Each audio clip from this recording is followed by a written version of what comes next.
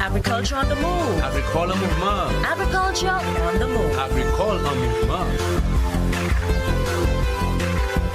Agriculture on the move. Agricole mouvement. Agriculture on the move. Agricole en mouvement.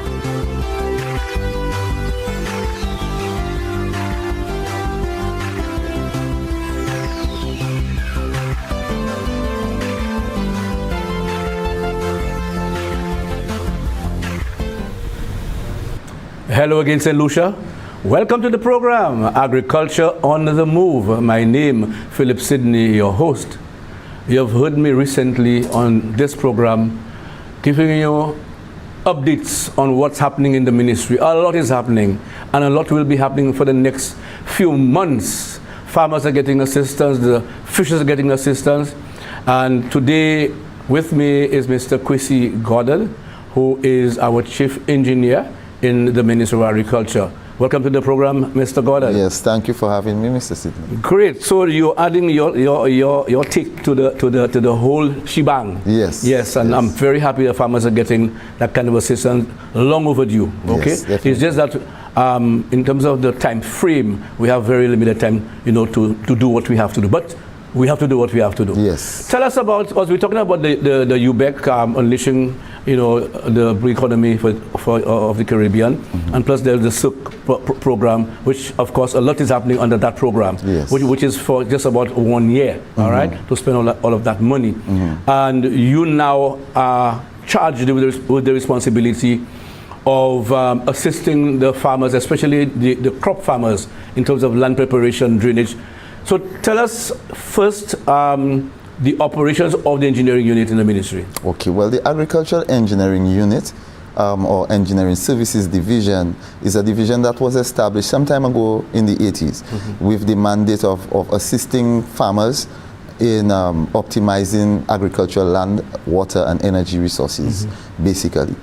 Primarily, we are a support service of the ministry, and we are designed to support the other parts of the ministry, including agricultural extension, vet extension, fisheries extension, propagation, research. So we are very integral in supporting the ministry, although we are a very small unit.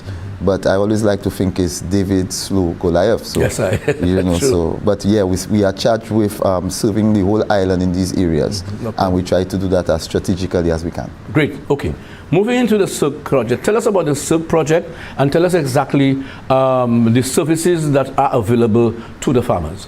Okay, then the SIRC project is a component underneath the UBEC. It stands for the Critical Emergency Response Initiative, basically. What it is that through this initiative, we are hoping that we can inject some level of sustainability and resilience to climate change, major climate events, and at the same time help farmers to improve their productivity on their holdings.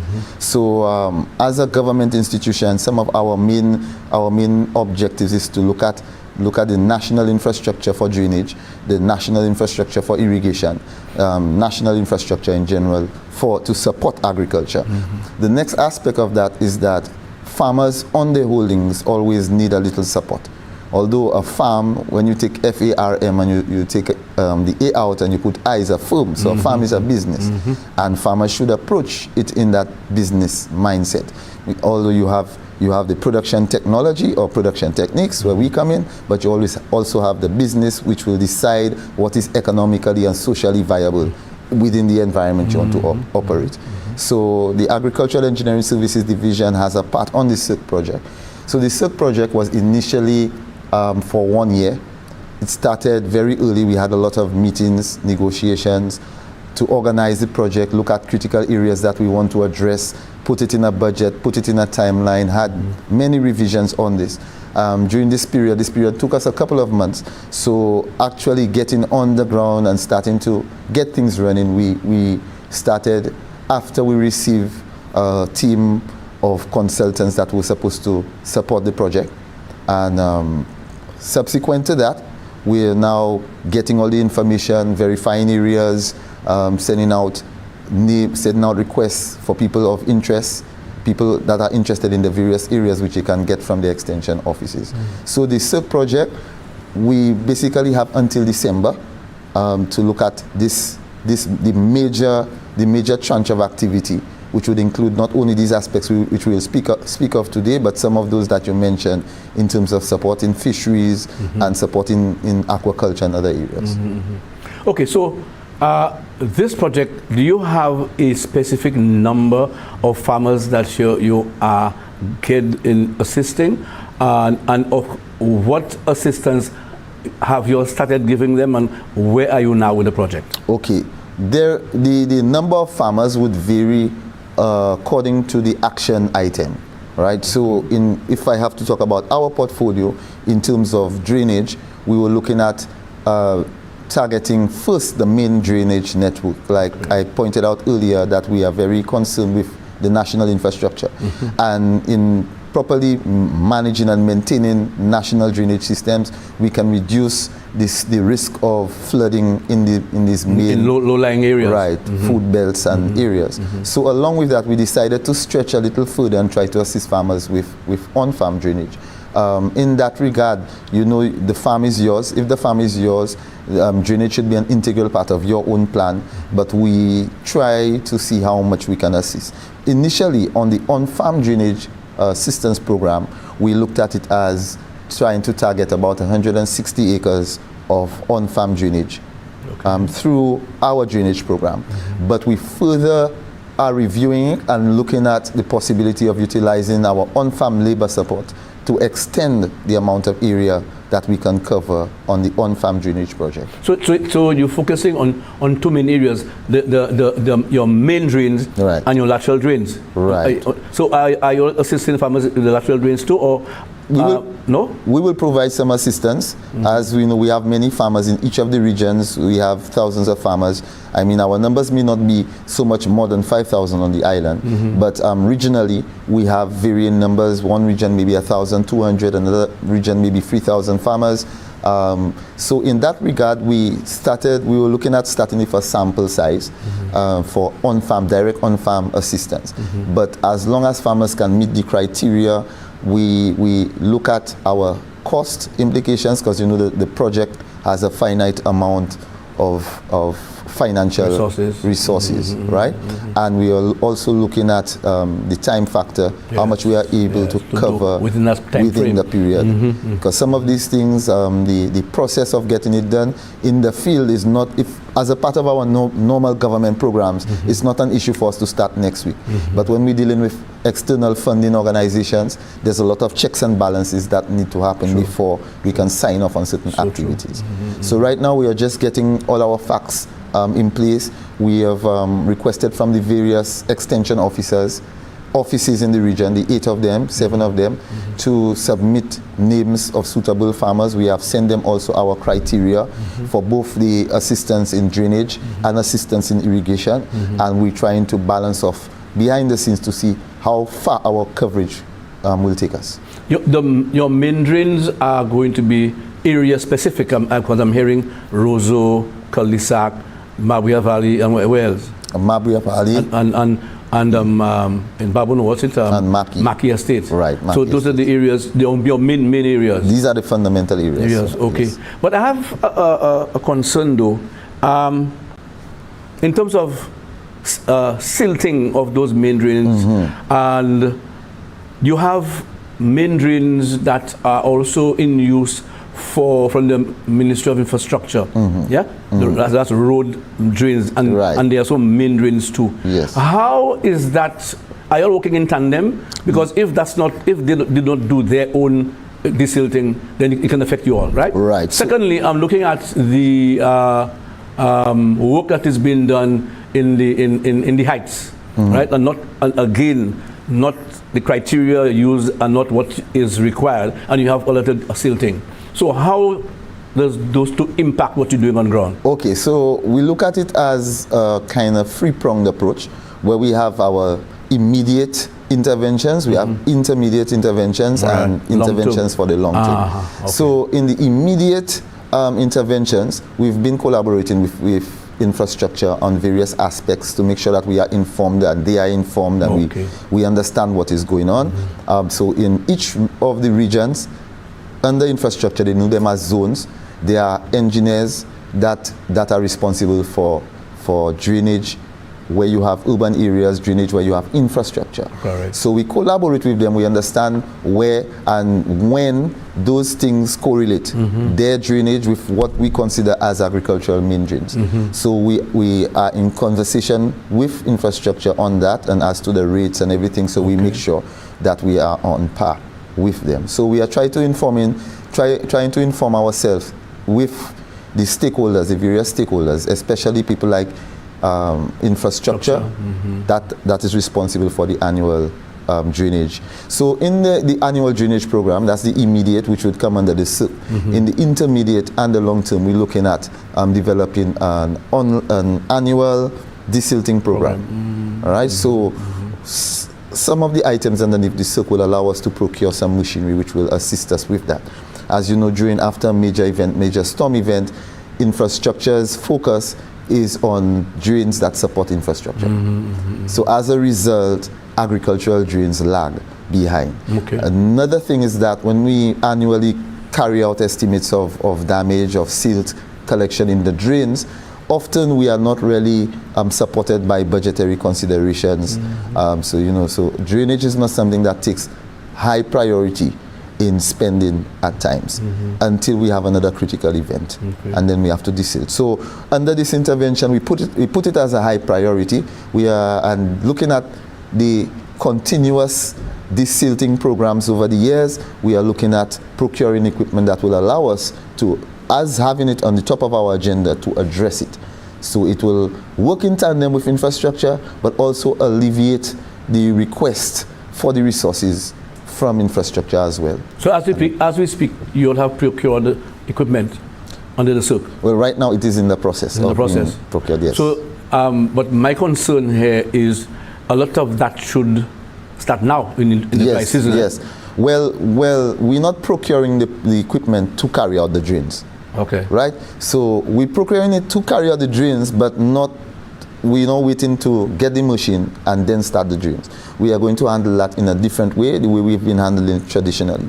So we've already gotten all our data costings and everything, costings for all the main drains and the critical areas. Right? And then we have engaged various contractors in the area that are going to simultaneously in all the regions be carrying out the work, because we know we have a short window.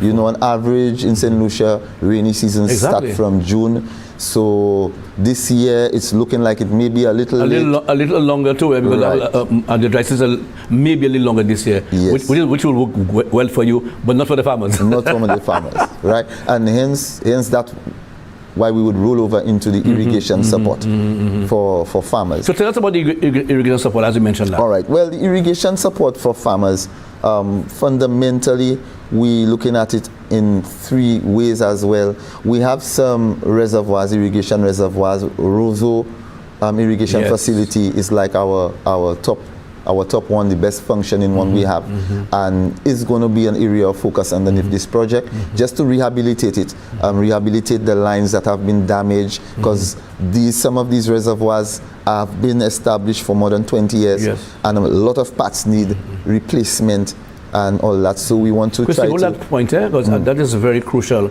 because we're due for a break. Okay? We are watching Agriculture on the Move. Please don't go away. What's in the food you're eating? Do you really even know?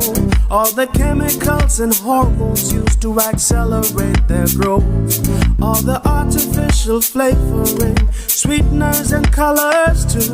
We consume and we don't spare a thought for the damage that they'll do. No, think about the children. Think about the children. How will we save them? Chemicals and GMOs are not the solution. Use organic and join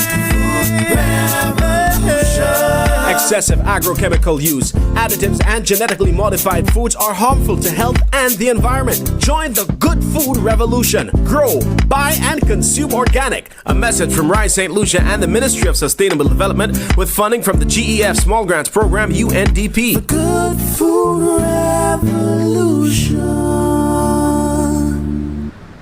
Welcome back to the program, Agriculture on the Move, and with me is Kwesi Goddard, our Chief Agriculture Engineer in the Ministry of Agriculture.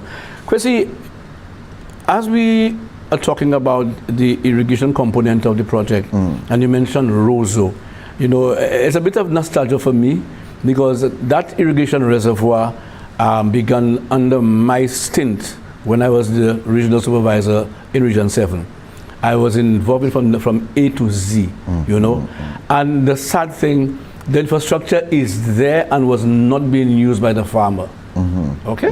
And you know what's happening now? Yes. I mean, it's the distillers that are using it. Yes. Right now, they're craving for it back. Yes. So I'm happy to hear it's going to be revitalized. Yes, yes, because over the years we've run into a lot of limitations with Roso in the sense of repairing pumps, repairing lines, because, you know, since they've been there more than 20 years, and the amount of work that was involved in actually establishing it in the beginning, you would have to revisit the same kind of efforts to exhume pipes and, you know, the manpower and all that.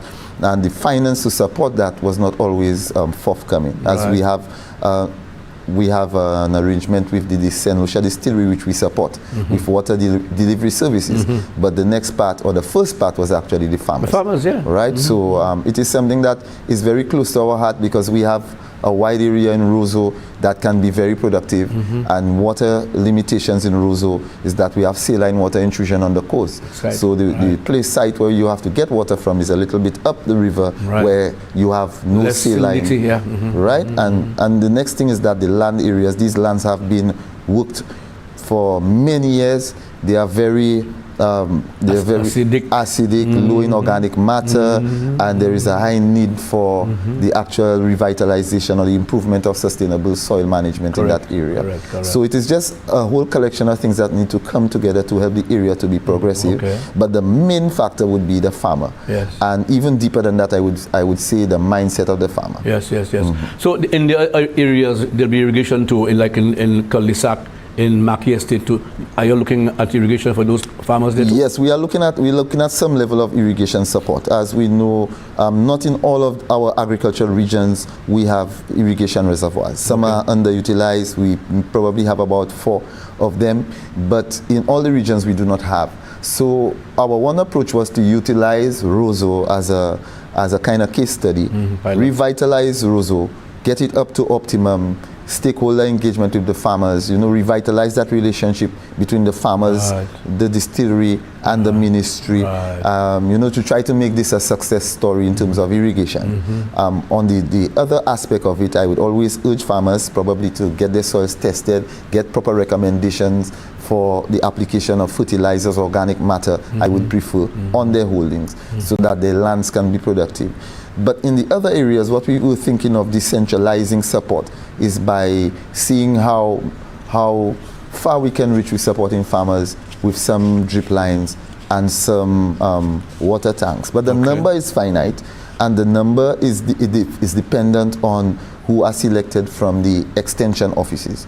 So basically, farmers in their agricultural regions can reach out to the extension office or extension officer, because various farmers have designated extension officers. So even if maybe you are not registered yet, you could still reach out to your extension office and see how you could get involved. So you're looking at rainwater harvesting with the tanks? No, we're not looking at rainwater harvesting under this stint. We do it as a normal part of our work. Right? But under this effort, we are looking to extend that assistance to farmers in terms of, hey, if you're a farmer on an acre, whatever is decided, because as we go along, we're refining it as we refine the instruments, but as we go along, you have a farmer that meet the criteria that we can support, and we can assist with probably a water tank, a drip line, a couple of rows of drip to assist on an acre of farm. And that goes very finite. As you know, the time will not stretch into 5 years. The time will stretch into December. And by the time we start supporting farmers on that level, we'll be entering the rainy season. So some of the impacts of our intervention will be felt probably next year around the drier part of the year. Many farmers have been reaching out that they need assistance to at least try and store some water. Okay. So we will provide that. But the subsequent visits, assessments, whether you're thinking of rainwater harvesting or not, which can be a very simple venture, is just you look at the quantity of water that you may need in a dry period, in an average dry period, that you could have storage. So water storage will be the important factor in rainwater harvesting. Great. So we try to assist here, and I would like to say assist because the ministry is not responsible for the farmer's holding. Correct. So the farmer that knows he has a business, he wants his farm to run optimum, his full operation is his responsibility. But as the government, we try to handle, yes, we give technical guidance, but we try to handle the national infrastructure, and we try to go as far as the farms. Okay. So, I mean, it is, sometimes we would like it to be a simultaneous process, but sometimes because of the, like I say, the arrangements we have with extra governmental organizations, sometimes the amount of information to and fro may just slow down the intervention a little bit. Okay. But we're pushing on. Okay. Tillage is part and parcel of the whole project, right? Okay, so is it both primary and secondary tillage? Yes. Well, tillage is actually a program within the engineering services. I know. Right? So underneath the silk, we do not have tillage as a part of the actual mandate that we're rolling out with tillage. Right? Okay. We previously, just recently, like last month, concluded a primary tillage project where we were able to procure some machines to assist with tillage. Prior to that, the Taiwanese Technical Mission as well had procured some machines. Yes. And the plan is for that is to actually deploy in 4 strategic areas in St. Lucia that would help with the improvement in response for tillage services. So when farmers need tillage, because you know, if we have 1 unit and we have 2 operators, it's only so much you can do at a time. You can be only at 2 holdings at a time. So hopefully through this venture and through the assistance with the Taiwanese Technical Mission, who also has a team that goes out to do tillage, right? We're hoping that we can improve the impact of tillage over that. So these were the projects that we're looking at tillage. But underneath this project, the SIRC, you have the labor support program. Right. And under the labor support program, that is where we are looking at getting the impact of tillage. So the labor support program will allow us, or will assist us, to actually do some of that, simultaneously provide tillage services to the region. Okay, that's good. So in terms of the farm labor support program, it means the operators for the machines. That's what you That's part, yes. Okay. In addition to that, where does the farm labor support program come in? Well, the farm labor support will look at general farm operations on the farm. So in each region, you would have a number of people working with these regions. You would have people supervising them, and they would go out based on the list that is provided by the extension offices. The activities required. The activities required, whether they meet the criteria. Right, the farm workers that's underneath that will go out and assist farmers in the various areas. So a part of these areas will also be on-farm drainage and tillage, and that's where we're saying that we're looking to extend the impact of on-farm drainage, field drains, right, and on-farm tillage support, right, through the farm labor support program. Okay, I know you mentioned livestock. Your intervention in livestock, also with fisheries. But under the SIRC, are you giving any support in that regard? Yes, we are. We are fundamentally giving support to the other division.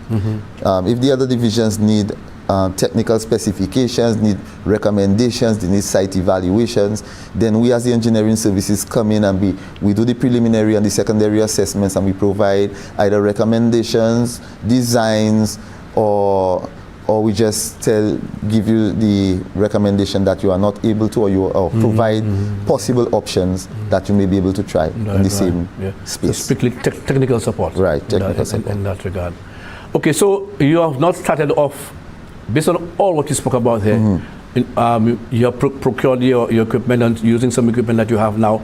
So you have not started doing any work on ground now as you speak? No, right now the work we've been doing is just verifying getting our list of farmers from the extension officers, verifying them, going on to these areas and assessing the areas as to how much area will need to be covered, because that will help us to do all our calculations and all the designs, all what we have to do behind. So we are currently in the process of that. But in terms of what will happen next, the most important thing that will happen next is the desilting of the main drainage network. After that, we will be going into, as soon as everything is completed for the on-farm drainage, we will be rolling out the on-farm drainage.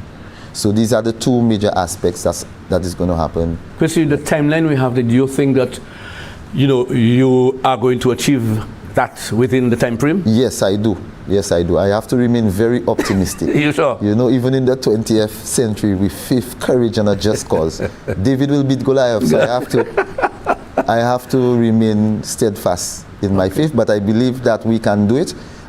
Things are in place, and basically what we are seeing in our discussions is, as long as the bureaucracy is over in terms of feedback from the World Bank and from other organizations which need to participate, we will be hitting the ground running. World Soils Day, you said you wanted to say something on that? Yes, which is December 5th, right? Tell us about that. Okay, World Soils Day is an event that is held every year on the 5th of December. It is to commemorate or to spread and raise awareness about sustainable soil management in various areas. This is something that had been put together by the Global Soil Partnership of the Food and Agriculture Organization. And St. Lucia is a part of this program, along with many islands, Guyana, Mexico, and the smaller islands, Grenada, St. Vincent. All of us are a part of this, because you have the regional soil partnership, you have different soil partnerships, and all of them make up part of the Global Soil Partnership. Now, we are in the Soil Partnership for Latin American and Caribbean countries. Okay. So under that intervention, we're always looking at trying to raise awareness in sustainable soil management, trying to let people know, hey, it takes 1,000 years to make a centimeter of soil, the importance of soil. If you don't have no soil, you can't have any food. As the limiting factor in a production system is always the most important thing. So if you don't have water today, you think irrigation is the most important thing. You put irrigation, but your soil is poor. Yes, yeah. Then the soil becomes the most important factor. So that is one of the, trying to raise awareness, build capacity in sustainable soil management. So as a part of building capacity for sustainable soil management, last year we actually conducted a soil doctors training program, which we trained about 50 farmers from all the regions in the areas, as well as extension officers and officers from forestry, in going out and being able to assess or do a visual soil assessment to know if your soil is healthy. Right? So based on that, you would have recommendations. Because the culture is you just plant, you plant. But what you realize is that every time you plant and you take up a crop from the soil, it's taking up nutrients from the soil, and we are not replacing it. Nutrition depletions. So your next crop will not perform as well as the previous. So if you take out, you need to replace. Great. Chrissy, thank you, man, for being here. Yes, it was a pleasure. Program, and I wish you success. My concern is the completion of that project on time. Thank you very much. You've been watching Agriculture on the Move. Thank you for viewing the program. Farmers, please check your extension officers for more information on that project, because agriculture is our business. Please, I'm Philip Sidney. Goodbye, and see you again. Thank you, my brother. Agriculture on the Move. Agricole mouvement. Agriculture on the Move. Agricole en mouvement.